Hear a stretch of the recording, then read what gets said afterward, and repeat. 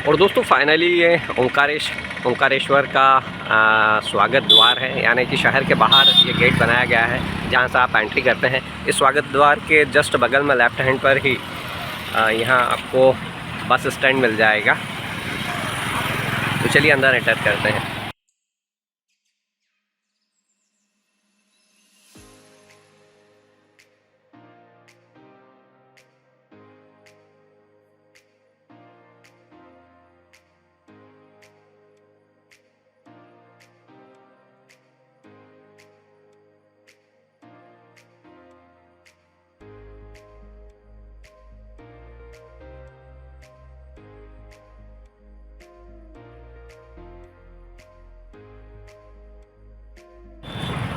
नमस्ते दोस्तों, मैं हूं आपका दोस्त और होस्ट लोकेश शर्मा और मेरे चैनल नोमैड लोकेश 99 पर एक बार फिर आपका स्वागत है। मालवा टूर को कंप्लीट करके मैं आ चुका हूं अब फ़िलहाल निमाड़ में। और निमाड़ में आने के पीछे दो रीज़न है। मैं आपको लेकर आया हूं खंडवा ज़िले में, और खंडवा ज़िले में मैं जिस जगह आया हूं आप समझ ही गए होंगे, वो है ओंकारेश्वर। जी हाँ, ये एक अच्छी चीज़ है कि उज्जैन से ओंकारेश्वर की दूरी सिर्फ 140 किलोमीटर है। तो जब आप अपने मालवा टूर पर आते हैं या एमपी के टूर पर आते हैं तो सिर्फ 150 किलोमीटर के एरिया में आपको दो ज्योतिर्लिंग के दर्शन हो जाते हैं। तो यदि आप उज्जैन तक आते हैं तो ओंकारेश्वर और ममलेश्वर को मत मिस करिएगा। और एक खास बात और बता दूं आपको कि ओंकारेश्वर आने के बाद आपको यहाँ पर एक ओंकारेश्वर ज्योतिर्लिंग है और दूसरा ममलेश्वर, लेकिन ये दो ज्योतिर्लिंग नहीं है। लेकिन आप जब तक दोनों के दर्शन नहीं करते हैं तब तक इस ज्योतिर्लिंग को पूरा नहीं माना जाता है। और ये दोनों कनेक्टेड है, ऐसा नहीं है कि कहीं दूर है। और अभी तो फ़िलहाल पुल के द्वारा इन्हें कनेक्टेड भी कर दिया गया है। तो जब मैं अंदर चलूँगा, अभी आपको शहर के अंदर लेकर चलूँगा, तो मैं बताता हूँ डिटेल में कि किस तरह से आप वहाँ उन दोनों मंदिरों में दर्शन कर सकते हैं और किस तरह से वहाँ पहुँच सकते हैं। तो आइए अब ओंकारेश्वर के सफ़र की शुरुआत करते हैं। आप थोड़ा सा आगे बढ़ते हैं तो यहाँ पर रास्ता दो भागों में डिवाइड हो जाता है। एक रास्ता ओंकारेश्वर मंदिर जाने का जो पुराने पुल से है वो लेफ्ट हैंड पर रहता है, और जो राइट हैंड पर आपको दिखाई दे रहा है ये गाड़ियों की जो लंबी लाइन है, वास्तव में यहीं से आपको पार्किंग स्थल के लिए यहीं पे आपको पार्किंग शुल्क देना होता है। और उसके बाद जो आपकी 4 व्हीलर गाड़ियाँ आगे बढ़ती है। और ये दिखा रहा है कि जो ममलेश्वर ज्योतिर्लिंग है वो करीब 1.2 किलोमीटर है यहाँ से, और जो ओंकारेश्वर ज्योतिर्लिंग है वो 1.5 किलोमीटर है। तो आइए मैं आपको राइट हैंड वाले रास्ते पर लेकर आगे बढ़ता हूँ। और दोस्तों चूँकि 3-4 दिन की छुट्टियां हैं, गवर्नमेंट हॉलीडेज़ भी हैं, 2 अक्टूबर को महात्मा गांधी जी की जयंती है जिसके चलते छुट्टियां हैं, तो ओंकारेश्वर में काफ़ी भीड़ है। आज सुबह से ही ट्रैफिक जो दिख रहा है, गाड़ियों की लंबी लाइन है। अभी जब वहाँ पार्किंग शुल्क चुकाने के लिए जो रोक रहे थे तो वहाँ 4 व्हीलर्स की एक लंबी लाइन थी। और दोस्तों मैं अब उस जंक्शन पर आ गया हूँ जहाँ पर ममलेश्वर ज्योतिर्लिंग करीब आधा किलोमीटर बता रहा है और ओंकारेश्वर ज्योतिर्लिंग करीब 1 किलोमीटर। लेकिन यहाँ मैं एंटर करूँ उससे पहले आपको थोड़ा सा कुछ वन लाइनर बता दूँ।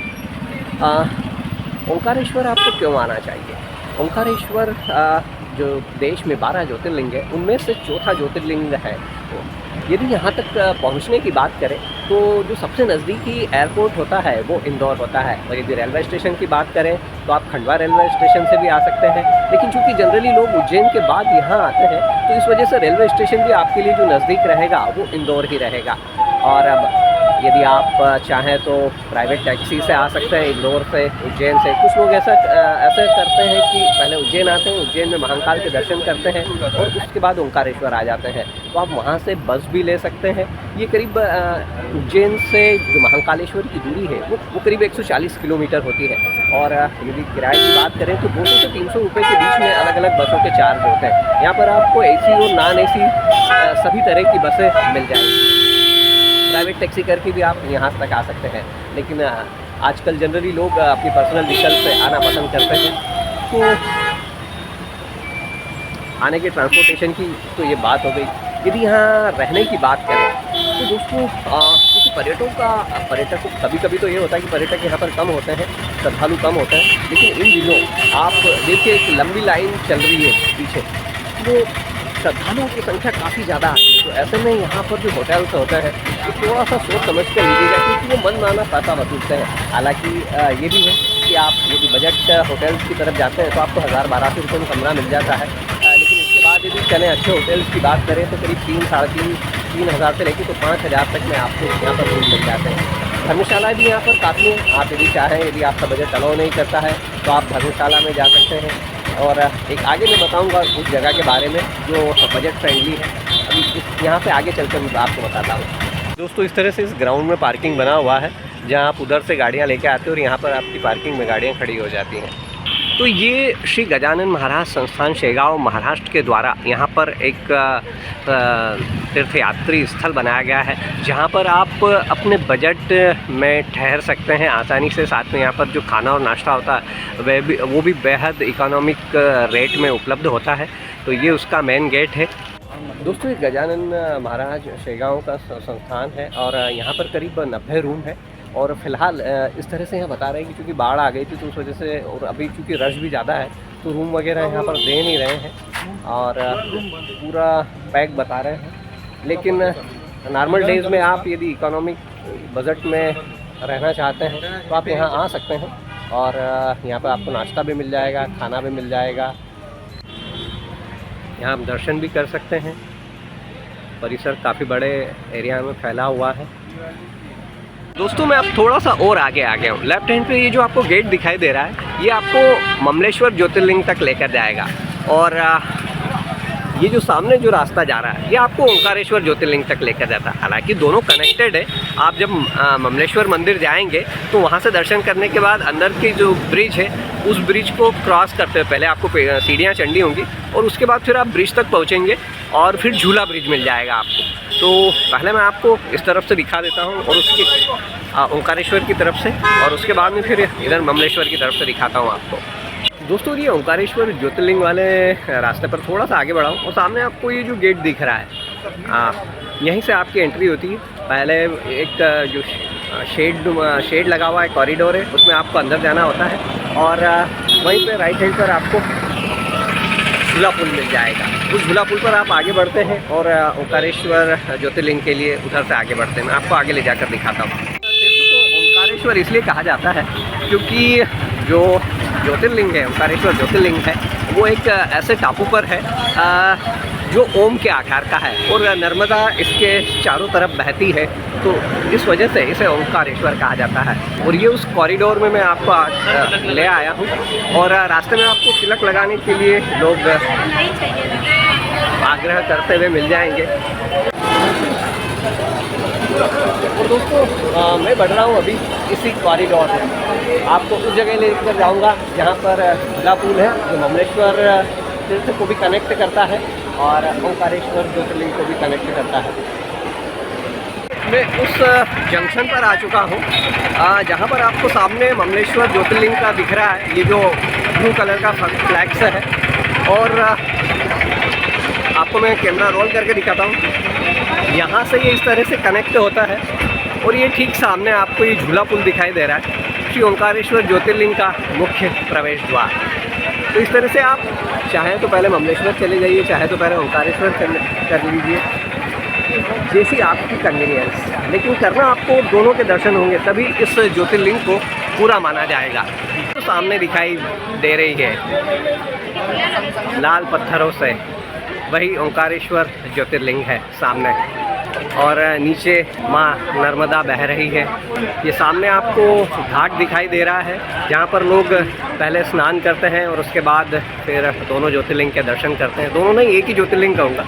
ओंकारेश्वर और ममलेश्वर मिलकर एक ज्योतिर्लिंग माना जाता है, जो कि 12 ज्योतिर्लिंगों में से एक है और चौथा ज्योतिर्लिंग है। दोस्तों, यदि यहाँ बोटिंग की बात करूँ तो यदि आप ममलेश्वर के दर्शन करते हैं और नीचे पेड़ियों से उतरकर आते हैं तो सामने ओंकारेश्वर तीर्थ तक जाने के लिए नाव वाला आपसे 50 रुपये चार्ज करेगा। लेकिन यदि यहाँ पर 4 पॉइंट है, एक ओंकारेश्वर डैम है, दूसरा संगम स्थल है, तीसरा विष्णु भगवान की प्रतिमा और चौथा ओंकारेश्वर ज्योतिर्लिंग मंदिर। यदि इन चारों को आप कवर करते हैं तो जो बोट वाले हैं वो 150 से 250 रुपये के बीच में चार्ज करते हैं। तो इस तरह से आप यहाँ पर बोटिंग का भी मज़ा लीजिए, ओंकारेश्वर तीर्थ का दर्शन करिए, ममलेश्वर तीर्थ का दर्शन करिए। और इसी के साथ एक चीज़ और अभी जो यहाँ पर बना है वो है स्टैचू ऑफ वननेस, यानी कि आदि शंकराचार्य की 108 फीट ऊंची सबसे ऊंची प्रतिमा बनी है। उसके बारे में भी जब मैं वहाँ लेकर जाऊँगा तो उसके बारे में आपको डिटेल बताता हूँ। और दोस्तों ये झूला पुल है। शाम के समय आप आइए, यहाँ पर ठंडी हवा को महसूस कीजिए और साथ ही लेफ्ट हैंड पर आपको ओंकारेश्वर ज्योतिर्लिंग दिखाई देता है। रोशनी में वह बेहद सुंदर दिखता है। मैं आपको वहाँ तक लेकर जा रहा हूँ जहाँ एक झूला पुल खत्म होता है। उसके बाद मंदिर में दर्शन के लिए जो लाइन चालू हो जाती है वो, और यदि आपको वीआईपी दर्शन करना है तो उसके लिए वहाँ पर जो सामने जो परिसर है मंदिर के अंदर ही, वहाँ पर एक दान काउंटर बना हुआ है। वहाँ पर आप एक निर्धारित राशि देकर वीआईपी दर्शन की सुविधा पा सकते हैं। एंड हो रहा है यहाँ पर, और इसके बाद ये जो सामने कॉरिडोर है इससे श्रद्धालु ओंकारेश्वर ज्योतिर्लिंग तक पहुँचते हैं। अभी चूँकि सुबह का टाइम है तो थोड़ा सा भीड़ कम दिखाई दे रहा है, लेकिन जैसे जैसे दिन चढ़ेगा भीड़ यहाँ पर बढ़ने वाली है। दोस्तों मैं दर्शन आपको दूसरे दिन कराऊंगा, क्योंकि यदि दर्शन भी आज ही करवाने की कोशिश की तो यहाँ पर मुझे पता है कि 2 से 3 घंटे से पहले दर्शन नहीं होने वाले हैं। तो आज मैं जो आपको एसेंशियल जानकारियाँ हैं वो दे देता हूँ और उसके बाद फिर आपको दर्शन करवाऊँगा। दोस्तों जिस तरह से मैंने कहा कि मैं आज आपको अभी दर्शन नहीं कर रहा हूँ, तो थोड़ा सा बताना चाहूँगा कि यहाँ पर आपको देवी चौक है, वहाँ पर भी आपके पॉकेट फ्रेंडली बजट में कुछ होटल्स मिल जाएंगे या धर्मशाला है काफ़ी है। आपको थोड़ा सा लगना होगा, हालांकि यहाँ एक ट्रेंड जो श्रद्धालु है वो बढ़ते जा रहे हैं, जिसके चलते धर्मशाला और होटलों में अमूमन यहाँ पर पैक की स्थिति मिलती है। एक सजेशन दूंगा आपको, यदि आपका बजट अलाउ करता हो तो आप जो बाहर का एरिया, शिव कोठी वाला एरिया है ओंकारेश्वर में आने से पहले ही, करीब 5-6 किलोमीटर पहले ही वहाँ पर काफ़ी सारे बाहरी होटल्स बने हुए हैं। यदि उन होटल्स में आप अपनी बुकिंग कर लेते हैं तो आपके लिए थोड़ा सा कन्वीनियंट रहेगा। और वैसे भी आज की तारीख में जो 50% से कह लें 50 से 70% जो श्रद्धालु होते हैं वो अपने खुद के व्हीकल से आते हैं अपने, तो जिसके चलते आप आसानी से इन होटल्स में ठहर सकते हैं। ये आपको कन्वीनियंट रहेगा बेसिकली, वरना आप ओंकारेश्वर के अंदर आएंगे फिर आपको यहाँ पता चलेगा कि सारी होटल्स पैक हैं और उसके बाद फिर आप वहाँ जाएँ। इसलिए ये सजेशन मेरी ओर से है आपकी। और ये झूला पुल का नज़ारा है, श्रद्धालु लगातार आते जा रहे हैं और थोड़ी ही देर बाद जो उधर लाइन है वो पूरी तरह से पैक होने वाली है। और थोड़ा सा हाइड्रेट भी रहिए, क्योंकि ये निमाड़ है, ओंकारेश्वर एक खंडवा है, यहाँ गर्मी काफ़ी पड़ती, तो अपने साथ पानी रखिए और सुबह से थोड़ा खुद को हाइड्रेट करके रखिए। दोस्तों ओंकारेश्वर का पुराना नाम शिवपुरी भी है और साथ ही यह मानधाता भी कहलाता है, जो कि यहाँ के राजा थे मानधाता। और ऐसी मान्यता है कि उन्होंने कुछ भगवान शिव की आराधना तब तक की थी जब तक कि भगवान शिव स्वयं ज्योतिर्लिंग के रूप में यहाँ पर विराजित नहीं हुए। एक चीज़ और बताऊँ आपको, यहाँ पर संगम स्थल है, माँ नर्मदा और माँ कावेरी का संगम होता है। जब आप बोट में जाते हैं तो बोट वाला वहाँ आपको ज़रूर बताएगा कि यहाँ पर ये दोनों संगम स्थल हैं। और इसके अलावा ओंकारेश्वर में इन दोनों ज्योतिर्लिंग के दर्शन तो करते हैं लोग, ओंकारेश्वर और ममलेश्वर के। यहाँ एक परिक्रमा मार्ग भी है, करीब 7 से 8 किलोमीटर लंबा है। यदि आपके पास समय हो, यदि आपकी एनर्जी बचती हो आपके, तो आप उस परिक्रमा मार्ग को पूरा कर सकते हैं। माँ नर्मदा आपके साथ साथ बहती है और एक मनोरम दृश्य नज़र आता है। ओवरऑल यदि आप मालवा आ रहे हैं तो आप इंदौर, उज्जैन, ओंकारेश्वर और साथ में यदि आपके पास टाइम हो तो आप मांडव और महेश्वर भी कवर कर सकते हैं। एक इस तरह से पैकेज बनाएंगे कि 7 दिन का पैकेज बनाएंगे, जिसमें आपके इंदौर, उज्जैन, महेश्वर, मांडू और ओंकारेश्वर कवर हो जाएंगे। ममलेश्वर ज्योतिर्लिंग वाला मार्ग है, बहुत लंबा नहीं है, आप हार्डली 2 किलोमीटर चलेंगे तो वहाँ पहुँच जाएंगे। लेफ्ट हैंड पे टर्न लेंगे तो ममलेश्वर ज्योतिर्लिंग पहुँच जाएंगे। राइट हैंड पर आप नीचे उतरते हैं तो आप घाट पर पहुँच जाते हैं, जहाँ से आपको बोटिंग के लिए नाव मिल जाएंगी। यदि यहाँ आने के सीज़न की बात करूँ तो वैसे तो आप किसी भी सीज़न में आ सकते हैं, क्योंकि ज्योतिर्लिंग के लिए कोई भी श्रद्धालु कभी भी कोई मौसम या सीज़न नहीं देखता है। लेकिन फिर भी क्योंकि ये निमाड़ है और यहाँ गर्मी ज़्यादा पड़ती है, इस वजह से लोग जो गर्मी का मौसम है उसे थोड़ा सा अवॉइड करते हैं। और यदि आप श्रावण मास में आते हैं तो आपको 2 ज्योतिर्लिंगों के फ़ायदे मिलते हैं, एक उज्जैन के और दूसरा ओंकारेश्वर और ममलेश्वर के। तो इन 2 ज्योतिर्लिंगों का पुण्य यदि आप श्रावण मास में उठाएंगे तो यह भी एक बड़ी बात होती है। तो आप श्रावण से लेके तो ठंड तक आइए, ये जो सीज़न है ये कंपैरेटिवली थोड़ा सा आपके लिए अनुकूल रहेगा। और दोस्तों ये महाराष्ट्र में धुलिया का आयम है, सागर है और ये कंप्लीट उनकी फैमिली है। अभी सीधा वहीं से आ रहे हैं और कहाँ जाना है इसके अलावा महाकाल। तो दोस्तों ये चीज़ होती है कि करीब 150 किलोमीटर के जिस तरह से मैंने कहा कि जो एरिया होता है इसमें आपके 2 ज्योतिर्लिंग के दर्शन हो जाते हैं। तो अमूमन लोग इस तरह से ही प्लानिंग करके आते हैं। तो बोलिए एक बार जय महाकाल। दोस्तों आपको एक चीज़ और बताऊंगा, ओंकारेश्वर ज्योतिर्लिंग में आप दर्शन के लिए आपको ज़्यादा समय लगने वाला है, जबकि जो ममलेश्वर ज्योतिर्लिंग है उसमें कंपैरेटिवली आप थोड़े से कम समय में दर्शन कर लेंगे। तो जैसा भी आप प्लान करें, जैसा भी आपके पास दिन में टाइम अवेलेबल होता है उस चीज़ को प्लान कर लीजिए कि पहले ओंकारेश्वर करना है या ममलेश्वर करना है। और हाँ, अल्टीमेटली करना आपको दोनों है, तभी इस ज्योतिर्लिंग को पूरा माना जाएगा। जो दूर दिखाई दे रहा है वो डैम है दोस्तों, ओंकारेश्वर डैम है।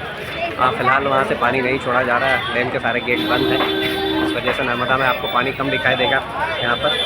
और ये ब्रह्मपुरी घाट है जहाँ पर पहले लोग पहुँचकर माँ नर्मदा में डुबकी लगाते हैं, स्नान करते हैं और उसके बाद ओंकारेश्वर और ममलेश्वर ज्योतिर्लिंग में पूजा करते हैं, माथा टेकते हैं। बता रहा है कि राइट हैंड साइड पर ममलेश्वर ज्योतिर्लिंग के लिए रास्ता जा रहा है। ये गेट आपको मैंने बताया भी था अभी थोड़ी देर पहले। आइए आपको वहाँ तक भी ले जाकर आपको मैं दिखाई देता हूँ।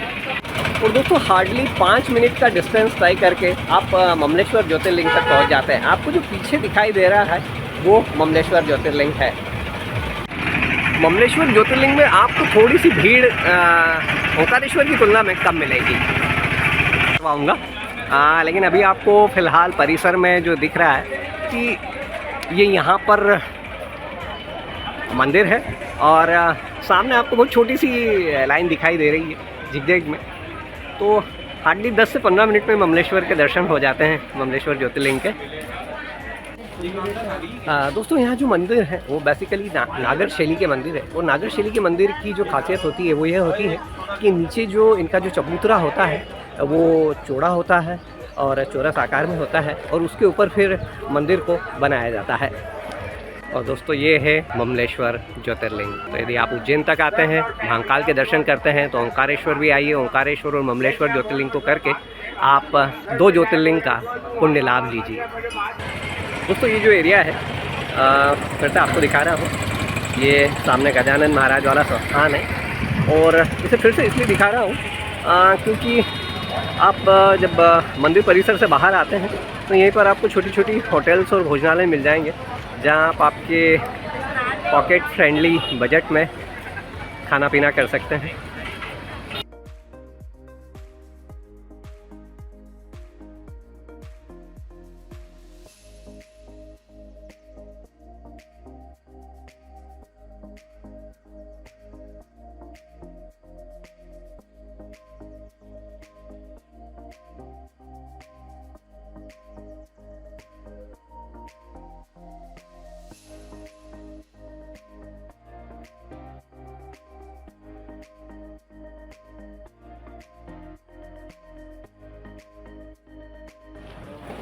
नमस्ते दोस्तों, मैं हूं आपका दोस्त और होस्ट लोकेश शर्मा और मेरे चैनल नोमैड लोकेश 99 पर एक बार फिर से आपका स्वागत है।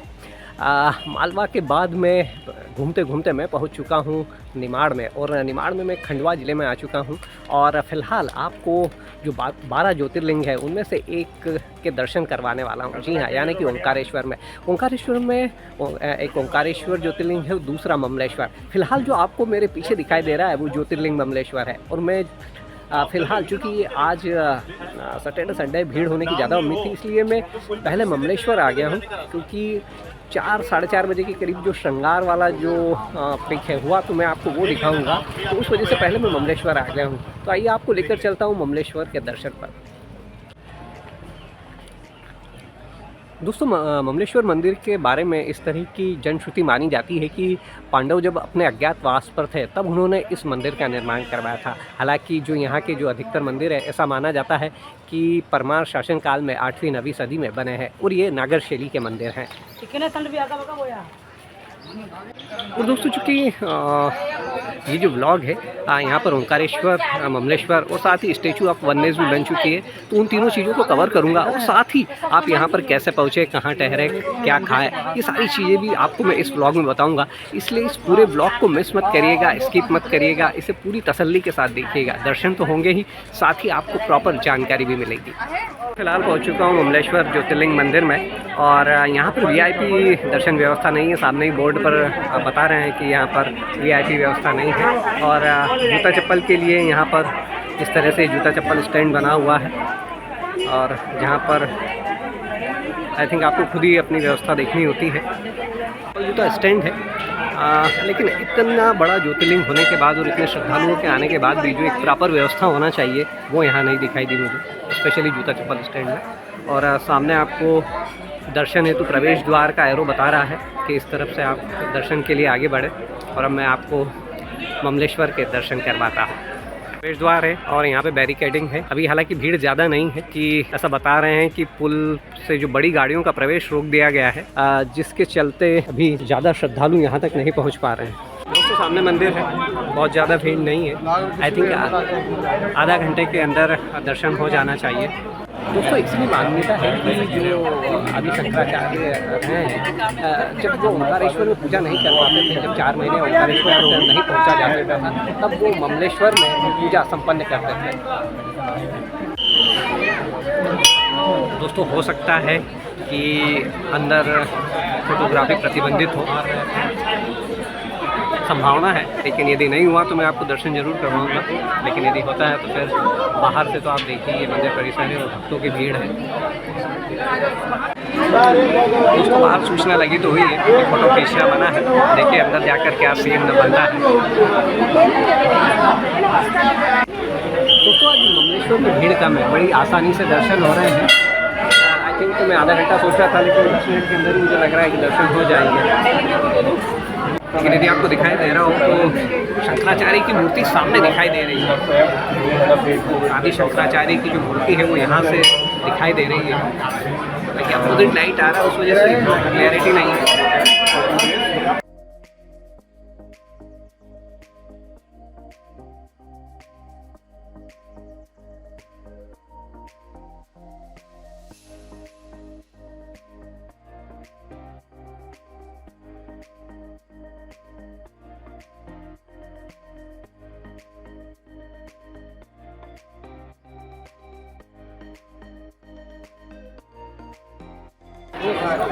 दोस्तों, ममलेश्वर मंदिर में फाइनली दर्शन हो गए। यहाँ पर जो ज्योतिर्लिंग है वो बेहद छोटे रूप में है। महाकाल में आपको बड़े रूप में दिखाई देंगे। ममलेश्वर मंदिर पे हूँ और मेरे साथ जो यहाँ पंडित जी हैं, सतीश गीते जी, वो है। और आइए इनसे ही जानते हैं यहाँ का जो महात्म्य है ममलेश्वर का और ओंकारेश्वर का। पंडित जी, थोड़ा सा बताइए। जी, ओंकार बिंदु संयुक्तम नित्यम ध्यायन्ति योगिनम कामदम मोक्षदम चैव ओंकाराय नमो नमः। ओंकार प्रणवलिंग, ओम को ओंकार प्रणवलिंग बोलते हैं। ओंकार शब्द का संदेह विग्रह करने पर उकार अकार उकार मकार वो माँ से ओम बना। ये ओमकारेश्वर नगरी ओम पर्वत ओम पहाड़ी है और जिसके चारों तरफ जो है नर्मदा ओम आकार में बहती है, इसीलिए ये ओमकार स्वयंभू है। यहाँ पर राजा मानधाता ने तपस्या की जी और आदि काल से विराजित है भगवान ओमकार, जिसमें ब्रह्मा विष्णु महेश तीनों विराजमान है।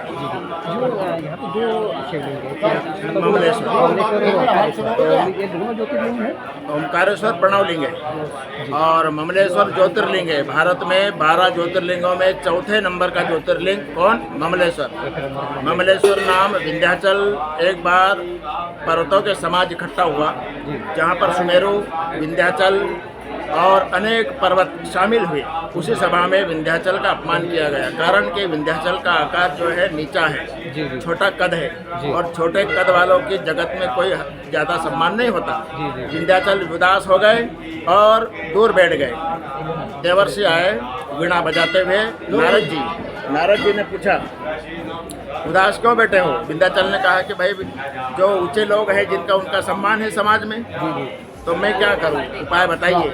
नारद जी ने उपाय बताया कि आप मानधाता क्षेत्र यानी ओंकारेश्वर क्षेत्र में जाकर के नर्मदा की बालू रेती निकाल करके इस स्थान पर शिवलिंग बनाइए, तपस्या करिए। ऐसा ही हुआ। विंध्याचल ने 12,000 वर्ष पर्यंत लगातार भगवान शंकर की आराधना की, शिवलिंग का पूजन किया। भगवान प्रसन्न हुए, मांगो वरदान। जैसे ही वरदान मांगने को कहा, विंध्याचल ने अपनी जो कामना थी कि समाज में मेरा मान ऊंचा हो जाए, मैं भी पहाड़ ऊपर की ओर उठ जाऊं, सुमेरु की तरह मैं भी, मेरा कद भी ऊंचा हो जाए, वो मनोकामना न मांगते हुए उन्होंने जगत के कल्याण की कामना की और कहा कि हे भोलेनाथ, आप ज्योति स्वरूप में ये शिवलिंग में विराजो, है मेरे ईश्वर, है मेरे ईश्वर, बार बार संबोधित किया। इसीलिए भगवान शंकर जो है यहाँ ज्योति स्वरूप में विराजित हो गए और नाम पड़ गया ममलेश्वर, मेरे ईश्वर ममलेश्वर जी। यहाँ पर टाइमिंग्स क्या रहते हैं? सवेरे प्रातःकालीन सेवा पूजा होती है, 5:30 बजे मंदिर खुलता है, आरती होती है, दोपहर पूरे दिन खुला रहता है। ओंकारेश्वर में भी सवेरे प्रातःकाल आरती होती है, दोपहर में 12 से 1 के बीच में भगवान का नैवेद्य भोग, माध्याह्न काल पूजन होता है। फिर उसके बाद में दिन भर मंदिर खुला रहता है। सायंकालीन व्यवस्था होती है, साज सजावट होती है और रात्रि 9 बजे आरती होकर के दोनों मंदिर बंद हो जाते हैं। तो दोस्तों ये थी गीते जी थे और इन्होंने महत्वपूर्ण जानकारी दी यहाँ के बारे में। और आइए अब चलते हैं ओंकारेश्वर मंदिर। अभी ममलेश्वर के दर्शन हो गए हैं, अब ओंकारेश्वर मंदिर में जाकर दर्शन करते हैं। तो ममलेश्वर के बाहर से ही आपको आदि शंकराचार्य की जो अभी मूर्ति, जो स्टैचू ऑफ वननेस इस्टेब्लिश हुई है, स्थापित हुई है, वो आपको दिखाई देने लगती है। बाल स्वरूप में है ये।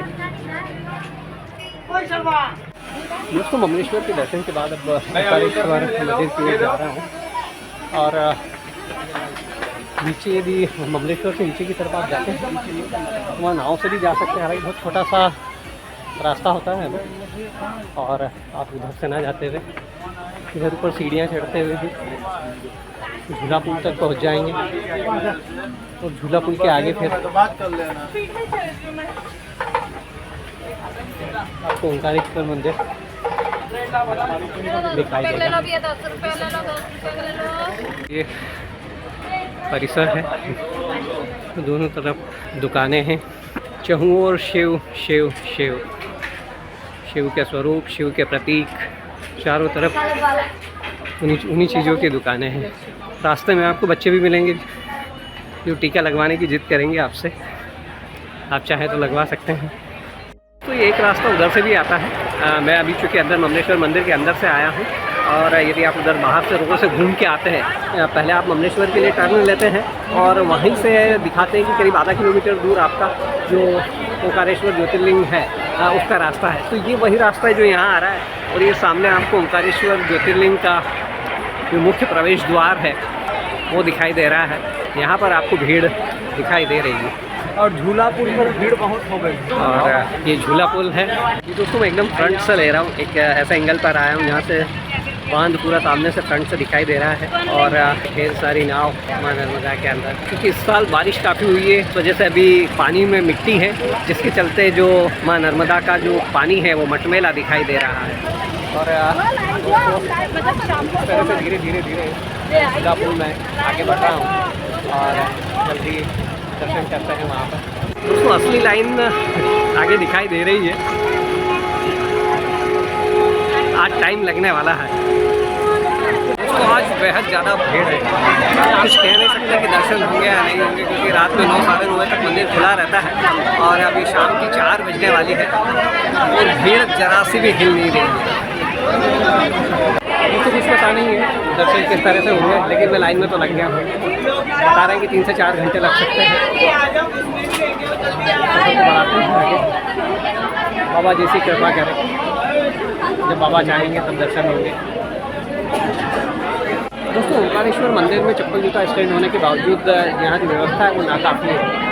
चारों तरफ आपको कहीं भी जूते चप्पल खुले हुए दिखाई दे रहे हैं। ये मजबूरी भी इसी तरह का खुद नहीं समझ पाता है, जो श्रद्धालु लोग खुद नहीं समझ पाता है कि उससे चूँकि एक तरफ वो झूला पुल से आता है, दूसरी तरफ वो जेपी चौक साइड से आता है, दूसरी तीन तरफ से चूँकि आने के रास्ते हैं, जिसके चलते तो खुद ही समझ में नहीं आता कि जूते चप्पल को कहाँ तक ले जाना है और फिर फाइनली कहाँ पर निकालेगा।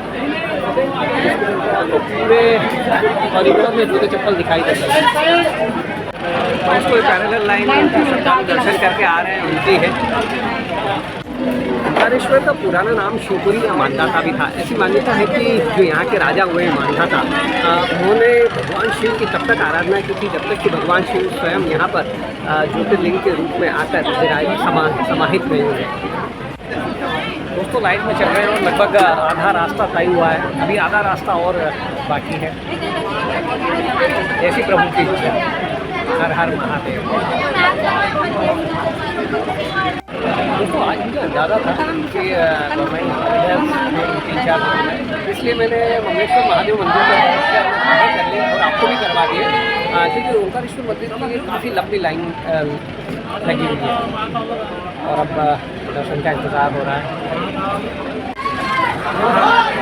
वापस लौटने वाली लाइन में लग के और इधर जो फ्रंट से कवर करना वापस अपनी लाइन में अपनी जगह पर पहुंचूंगा। देखता हूँ कहीं मेरी जगह गायब ना हो जाए।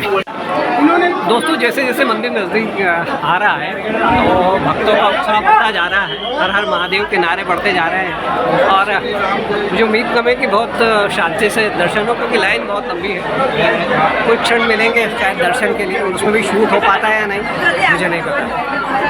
दोस्तों ये वो एरिया आ चुका है जहाँ पर सिंगल लाइन हो जाती है। मंदिर के दर्शन नज़दीकी है, अंदर वीडियोग्राफी करने देंगे या नहीं मुझे भी नहीं पता है, लेकिन मैं बाहर से आपको दिखा रहा हूँ। और ये सामने ओंकार पार्वतीश्वर महादेव मंदिर है। मंदिर परिसर के अंदर ही शनिदेव विराजे हैं। मंदिर का पूरा जो परिसर है वो घिरा हुआ है और ऊपर टिन शेड लगाए गए हैं, क्योंकि निमाड़ है और निमाड़ की जो गर्मी, यदि टिन शेड नहीं हो तो ज़मीन पर पैर रखना मुश्किल हो जाए, उस वजह से ऊपर टिन शेड है। और आवाज़ मेरी धीमी इसलिए हो रही है क्योंकि लाइन में लगे करीब 4 घंटे हो चुके हैं, सुबह से कुछ खाया पिया नहीं है और आई थिंक लग रहा है कि शरीर में पानी की भी कमी हो रही है, पानी भी नहीं पिया है। बस अब दर्शन होने ही वाले हैं, उसके बाद फिर नींबू पानी वगैरह कुछ लेता हूँ। फाइनली गर्भगृह में जाने के नज़दीक आ चुके हैं। सामने लिखा है यहाँ से टर्न लेंगे और अंदर गर्भगृह में जाएंगे। दोस्तों फाइनली लास्ट पैसेज में आ चुका हूँ और मेरे साथ में अभी जो है ये डिफेंस में है, ईश्वर जी ये डिफेंस में है, ये मिल गए मुझे और अंदर पता नहीं शूट हो पाएगा या नहीं हो पाएगा, लेकिन कोशिश करके देखते हैं।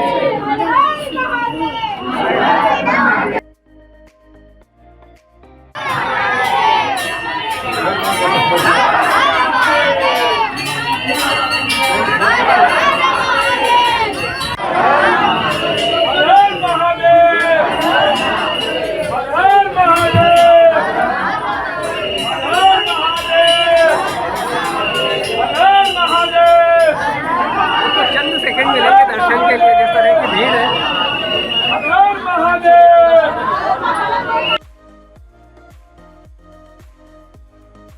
आपको लड्डू महाप्रसाद का काउंटर है और इसी के साथ में सामने ये जो है ये दान काउंटर है, डोनेशन काउंटर है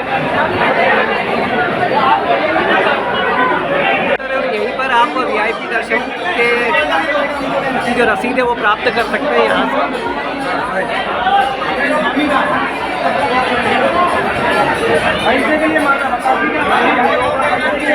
दोस्तों ओंकारेश्वर मंदिर मुझे ओम मिले हैं जो कि उड़ीसा से है। ठीक है चलिए और ये कह रहे देखते हैं कि मुलाकात इनसे कहाँ पर होती है। दोस्तों अभी भी लाइन इतनी ही दिखाई दे रही है। दोस्तों अभी शीतल वो ये कोइंसिडेंस और ब्लॉगिंग के दौरान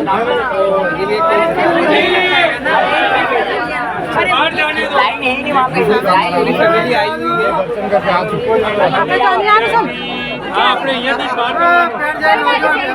अरे भक्तजनों को लौटने दीजिए। और दोस्तों शाम हो चली है और आई थिंक बोटिंग का टाइम भी लगभग ख़त्म होने लगता है। सनसेट का नज़ारा सूर्यास्त होने वाला है। मैं लौट रहा हूँ वापस जिस तरफ जूता स्टैंड पर मेरे शूज़ रखे हुए हैं। बोटिंग यदि अभी हुआ तो देखता हूँ, अदरवाइज़ फिर कल करूँगा। दोस्तों कोशिश थी कि ओंकारेश्वर महादेव के भी दर्शन हो जाए, तो आई थिंक ज्योतिर्लिंग के जहाँ तक मैंने कोशिश की है ऋषि पे दर्शन निकाल तो लिए। अब मैं देखता हूँ, अभी मैंने वीडियो चेक नहीं किया है कि प्रॉपर वीडियो आ पाया है नहीं, लेकिन फिर भी चूँकि मेरा कैमरा पूरे टाइम ऑन था तो मैंने कैप्चर करने की कोशिश की। दोस्तों बाबा का आशीर्वाद रहा कि भुवनेश्वर मंदिर के दर्शन भी हुए हैं और साथ में ओंकारेश्वर में जो ज्योतिर्लिंग है उनके भी जहाँ तक मुझे लगता है कि वीडियो कैप्चर हो गया है। तो आई थिंक दोनों जगह के दर्शन आपको मेरे इस वीडियो में हो जाएंगे। और सुबह से कुछ भी खाया नहीं था और पानी भी अब जाके मैंने अब जबकि शाम के 5:30 बज रहे हैं और दर्शन कंप्लीट हो चुके हैं। अभी मैंने जस्ट जलजीरा लिया है और इसीलिए एनर्जी लेवल लो है। मेरी जो वॉइस है वो भी आपको इतनी अच्छी नहीं लग रही होगी इस समय, क्योंकि एनर्जी है ही नहीं पूरी तरह से। लेकिन इतनी गर्मी होती है और दिन भर पसीना निकलता है तो ओवरऑल जो आपका एनर्जी लेवल है वो अपने आप ही कम हो जाता है। अब शाम को थोड़ा रिलैक्स होने के बाद, कुछ खाने के बाद अब देखता हूँ कि आगे किस तरह से टूर को क्या प्लान करता हूँ। आज रात यहाँ रुकना है, कल स्टैचू ऑफ वननेस तक जाऊँगा क्योंकि अब शाम हो चुकी है और कल ही बोटिंग का मज़ा लेंगे।